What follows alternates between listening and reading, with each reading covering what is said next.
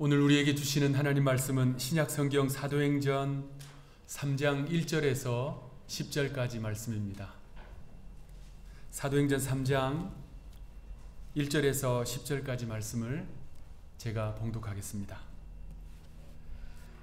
제9시 기도 시간에 베드로와 요한이 성전에 올라갈새 나면서 못 걷게 된 이를 사람들이 메고 오니 이는 성전에 들어가는 사람들에게 구걸하기 위하여 날마다 미문이라는 성전문에 두는 자라. 그가 베드로와 요한이 성전에 들어가려 함을 보고 구걸하거늘 베드로가 요한과 더불어 주목하여 이르되 우리를 보라 하니 그가 그들에게서 무엇을 얻을까 하여 바라보거늘 베드로가 이르되 은과 금은 내게 없거니와 내게 있는 이것을 내게 주노니 나사렛 예수 그리스도 이름으로 일어나 걸으라 하고 오른손을 잡아 일으키니 발과 발목이 곧 힘을 얻고 뛰어 서서 걸으며 그들과 함께 성전으로 들어가면서 걷기도 하고 뛰기도 하며 하나님을 찬송하니 모든 백성이 그 걷는 것과 하나님을 찬송함을 보고 그가 본래 성전 미문에 앉아 구걸하던 사람인 줄 알고 그에게 일어난 일로 인하여 심히 놀랍게 여기며 놀라니라. 아멘.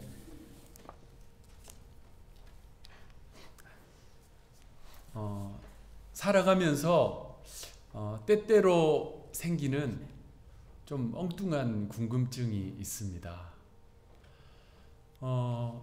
사람들이요, 뭐 답답하거나 또 미래의 일에 대해서 염려가 되면 점쟁이를 찾아가잖아요. 용하다는 점쟁이들이 세상에 많다고 합니다. 그런데 왜 점쟁이들이 복권에 당첨된 뉴스 기사가 없는지 궁금증이 떠오를 때가 있습니다. 또 새로 출시된 애완동물 사료, 그러니까 고양이밥, 개밥이 다른 회사 제품보다 월등히 더 맛있다라고 광고를 하는데 도대체 누가 그것을 맛보고 비교해 보았는지도 궁금할 때가 있습니다. 일상에서 생기는 그런 궁금증도 있습니다. 저희 집에서도 종종 보는데요. 왜 여성분들은 마스카라를 하실 때 꼭 입을 벌리고 할까요? 굳이 흉내를 낸다면 꼭 입을 벌리고 이렇게 제가 하도 궁금해서 물어봤어요. 입하고 눈하고 전혀 상관이 없는데 꼭 그렇게 하시더라고요. 이런 좀 생뚱맞은 궁금증이 생길 때도 있고요. 때때로 진지한 궁금증이 생길 때도 있습니다. 아마 여러분들도 다 한 번씩 해보셨을 그런 궁금증인데요. 왜 도대체 하나님은 나를 사랑하실까? 왜 하나님은 나를 사랑하실까? 참 마음이 따뜻해지고 영혼이 뭉클해지는 그런 궁금증인 것 같습니다. 말씀을 읽다가 기도하다가 찬송을 부르다가 설교를 준비하다가 우리 성도들 신방하기 위해서 운전하는 동안에도 가끔씩 그런 궁금증이 떠올라요. 하나님은 왜 나를 사랑하실까?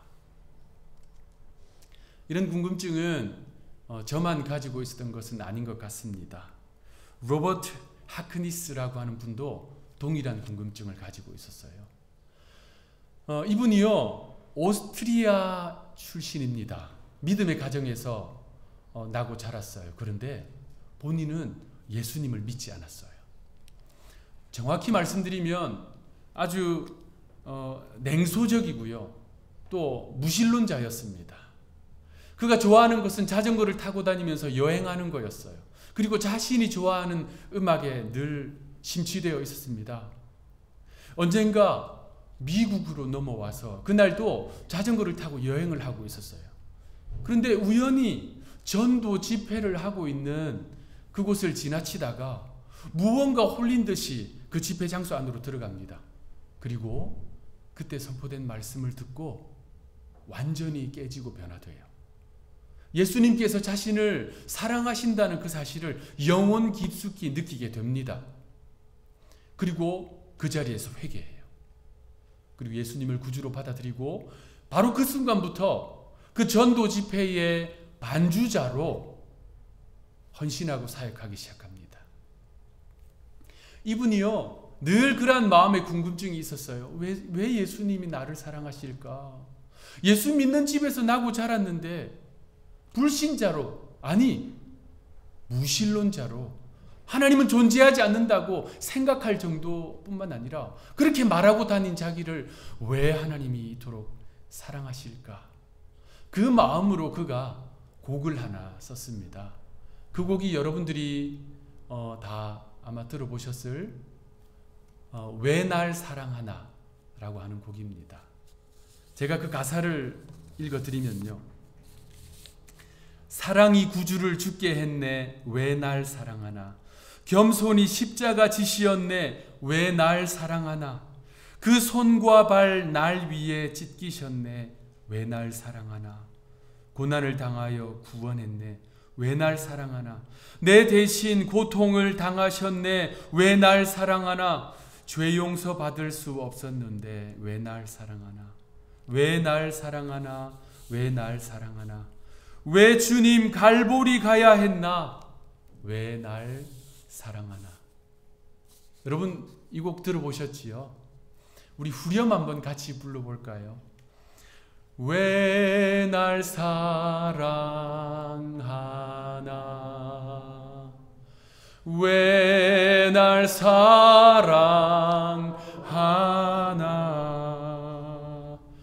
왜 주님 갈보리 가야 했나. 왜 날 사랑하나.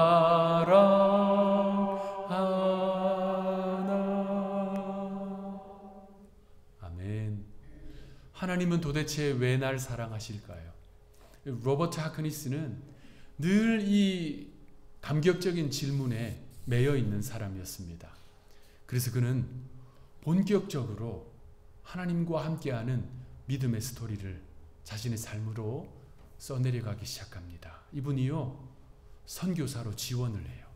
그리고 한국 땅으로 들어옵니다. 1907년 평양 대부흥이 일어날 그때 이 로버트 하크니스 선교사는 그 자리에 있었어요. 1907년이면 우리 고국이 일제 치하에 있을 때잖아요. 얼마나 어렵고 힘든 시기입니까? 그런데 그때 이 복음이 한반도 이 삼천리 전역에 확대됩니다. 그 복음이 그렇게 확대되게 한 중요한 신앙 운동이 있었어요. 교회사에서도 주목하는 신앙 운동입니다. 그것이 백만인 구령 운동이에요. 백만인 구령 운동. 그러니까 일제 치하의 고통 가운데 있었지만 이 조선 땅에 백만인에게 복음을 전하자, 예수 복음을 전하자라고 하는 운동이었어요. 그때 이 백만인 구령 운동의 주제 찬송이 있습니다. 백만인을 예수께로 라고 하는 찬송인데요. 그 찬송을 지은 분이 바로 이 로버트 하크니스예요. 그러니까 그때 이 조선의 성도들, 한국의 성도들은 어려움 가운데 있었지만 모일 때마다 이 찬송을 불렀고요. 그리고 도전을 받고 삼천리 방방곡곡으로 복음을 들고 나간 것입니다. 그렇게 사역을 마치고 이분이 오스트리아가 아닌 미국으로 들어옵니다. 그리고 들어와서 정착한 곳이 지금 제가 살고 있는 패서디나예요. 그분은 패서디나에서 살면서 후학들을 또 양성해냅니다. 그러면서 찬송가와 복음송 무려 2,500곡을 작사 작곡해요. 그리고 그분의 손자가 다시 한국으로 들어갑니다. 여러분 강원도 태백에 아주 경건한 영성공동체, 예수원이라고 하는 영성공동체를 세우는 분이 있는데요. 영국 성공회의 사제 R.A. 토레이라고 하는 사제예요. 한국에서는 그분을 대천덕 신부라고 부르지요. 그분이 바로 이 로버트 하크니스의 손자입니다.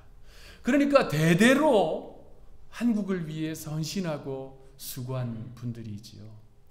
이 놀라운 믿음의 이야기가, 믿음의 스토리가 하나님은 도대체 왜 나를 사랑하시는가? 라고 하는 이 아름다운 질문에서 시작됐습니다. 여러분, 하나님은요, 여러분들을 지극히 사랑하십니다. 이 사실을 믿으십니까? 그렇다면 우리 옆에 계신 분들, 또 앞뒤에 계신 분들에게, 가능한 많은 분들에게 이렇게 믿음으로 선포해 주십시다. 하나님은 당신을 지극히 사랑하십니다. 이렇게 선포해 주십시다.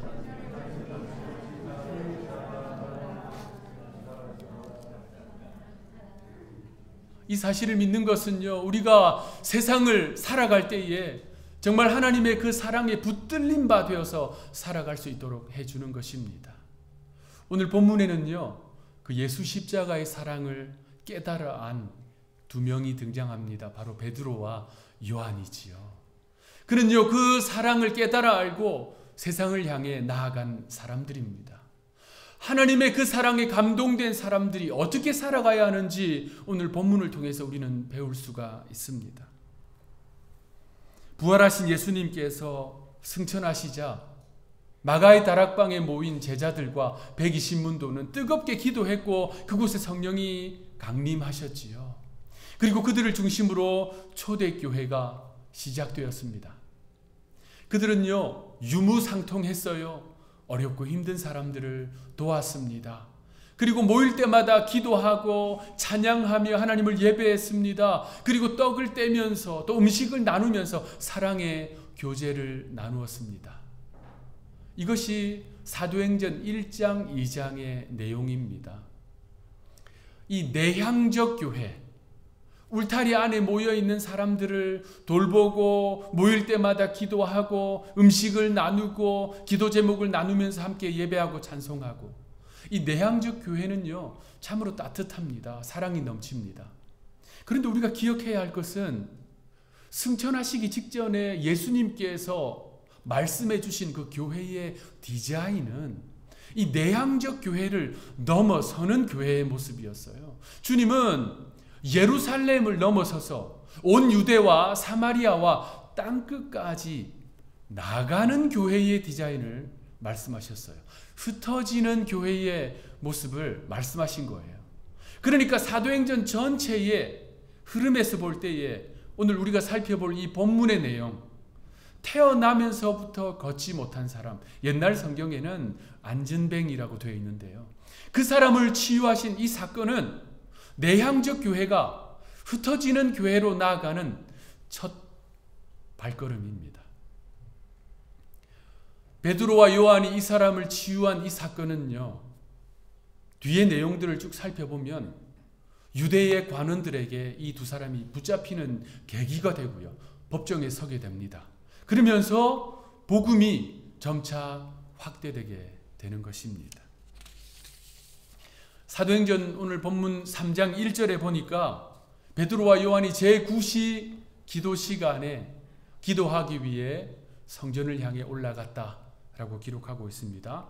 유대인들은 하루 3번, 특별히 경건한 유대인들은 하루 3번 시간, 정해진 시간에 성전으로 올라가서 기도했습니다. 제3시, 제6시, 제9시 기도 시간입니다.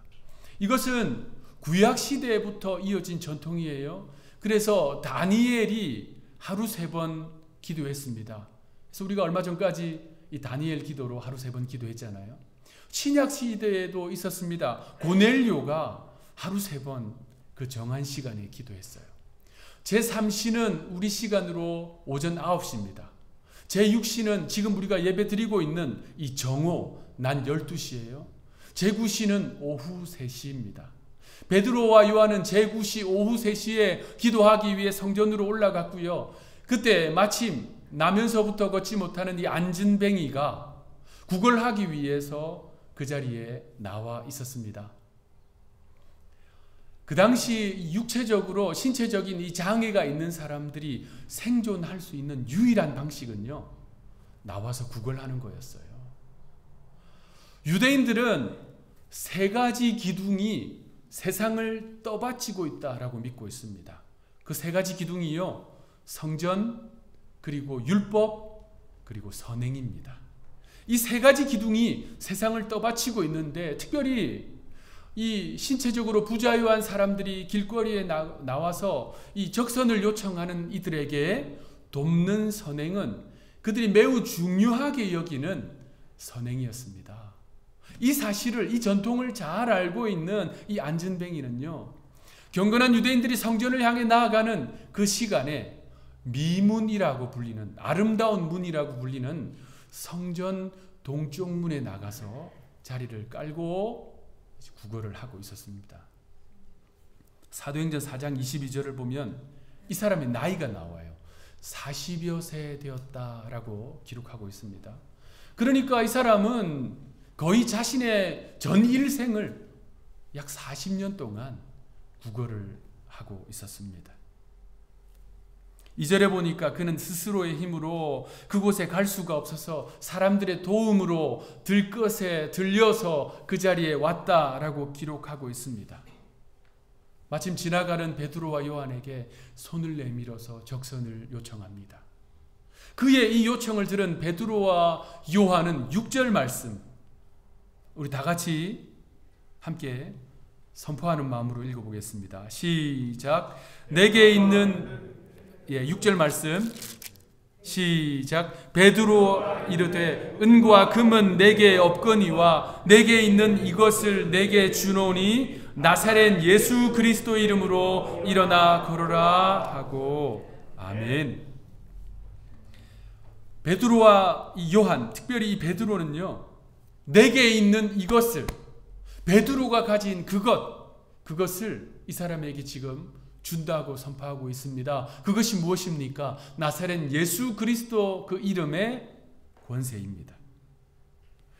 그래서 베드로는 3장 16절에서 그것을 다시 한 번 더 확신 있게 선포합니다. 그 이름을 믿음으로 그 이름이 너희가 보고 아는 이 사람을 성하게 하였나니 예수로 말미암아 난 믿음이 너희 모든 사람 앞에서 이같이 완전히 낫게 하였느니라.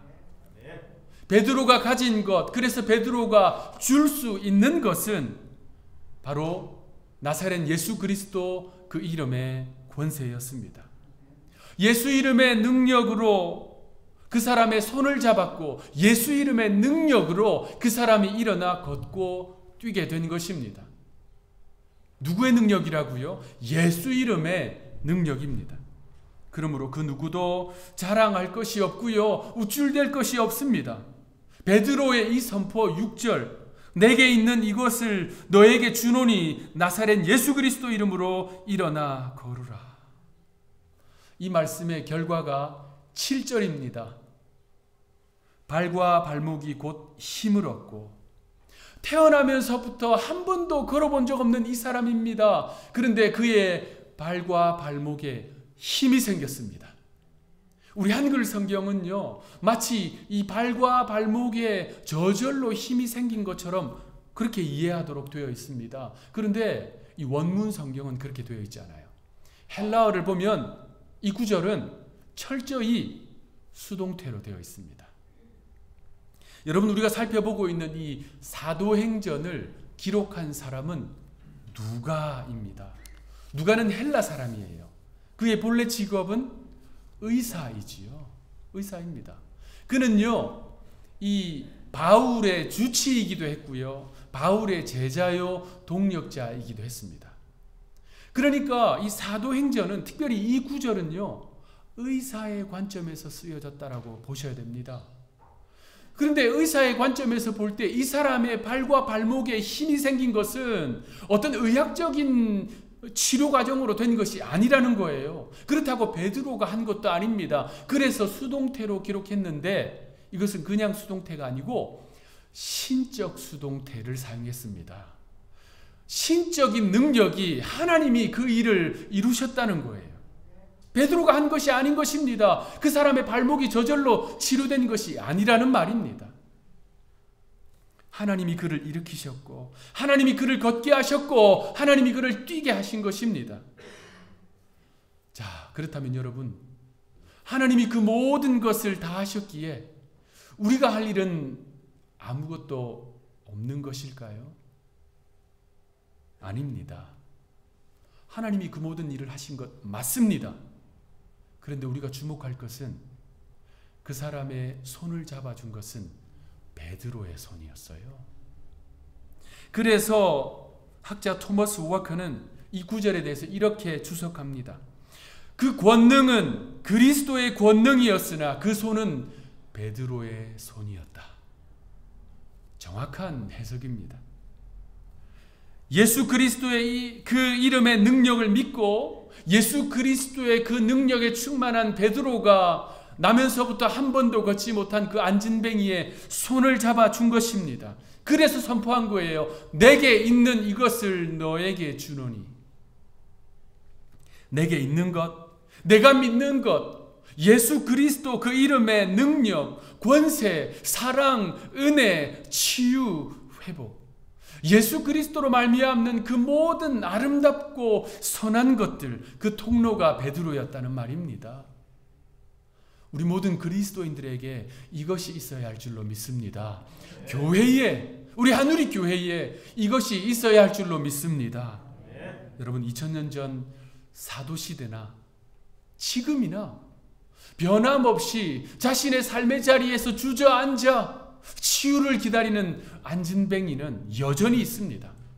마찬가지로 2000년 전 사도시대나 지금이나 예수 이름에는 능력과 권세가 있습니다.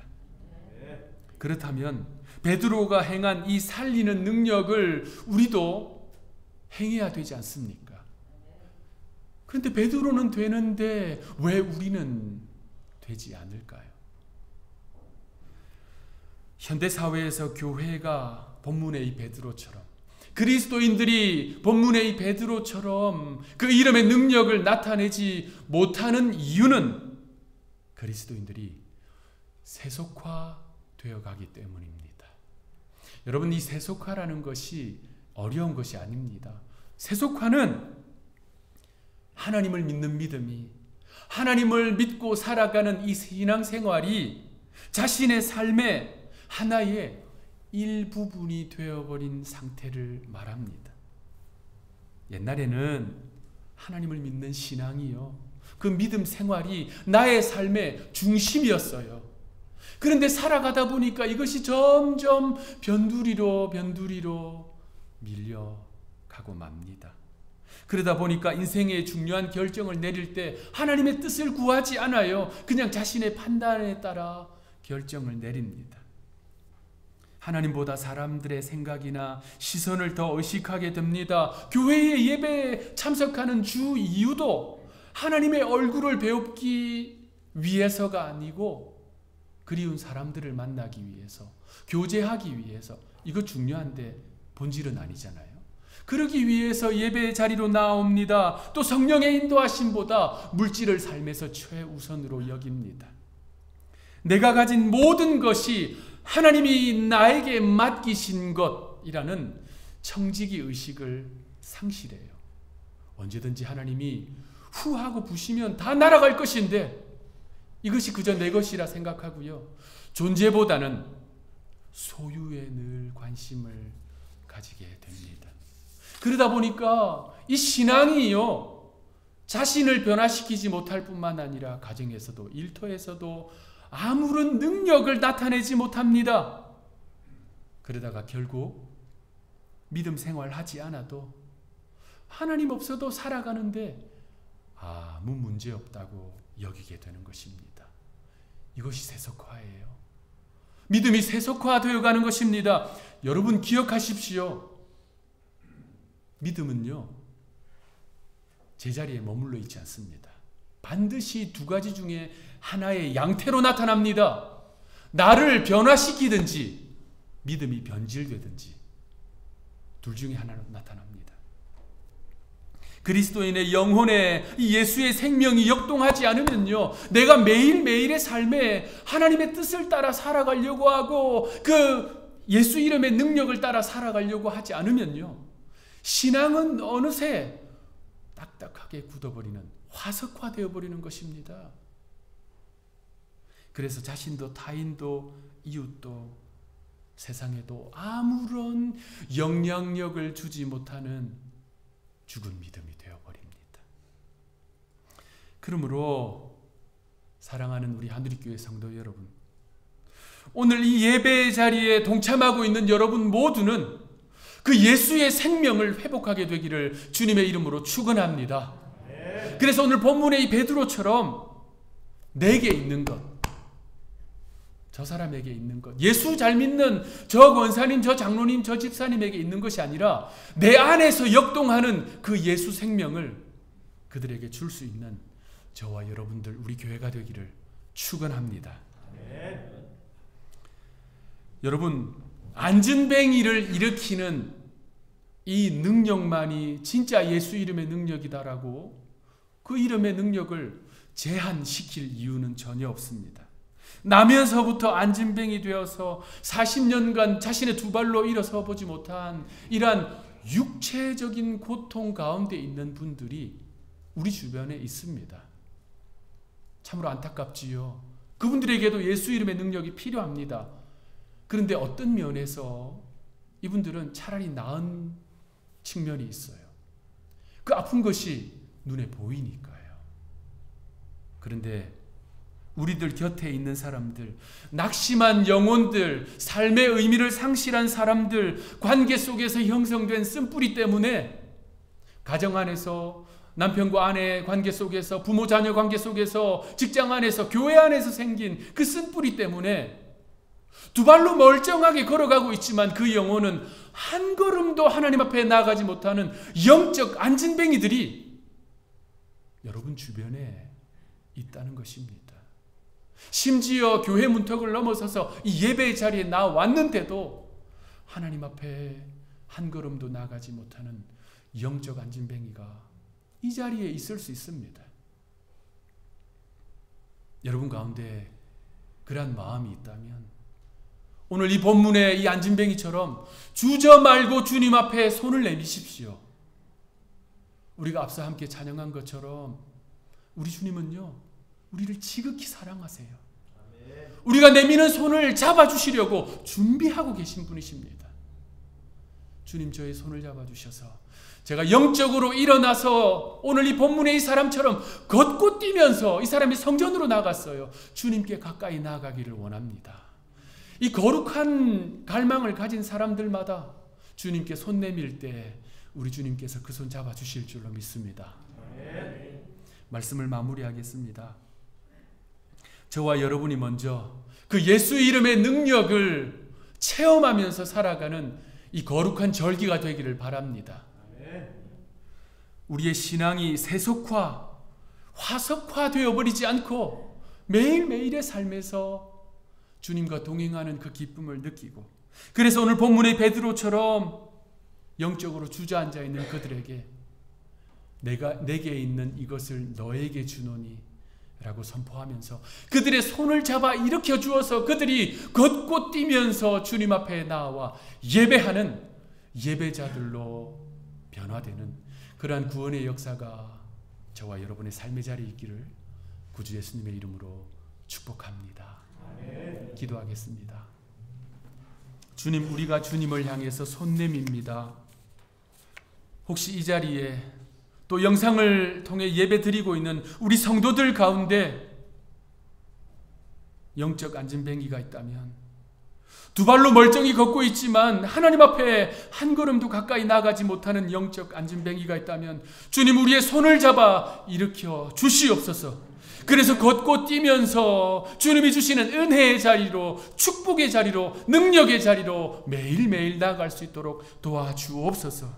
우리가 그 은혜를 체험하고 하나님, 우리의 삶의 자리에 주저앉아 있는 영적으로, 육적으로 고통 가운데 있는 환우들이 있다면 하나님, 우리가 우리에게 주신 그 예수 이름의 능력을 선포할 수 있도록 주여 붙들어 주옵소서.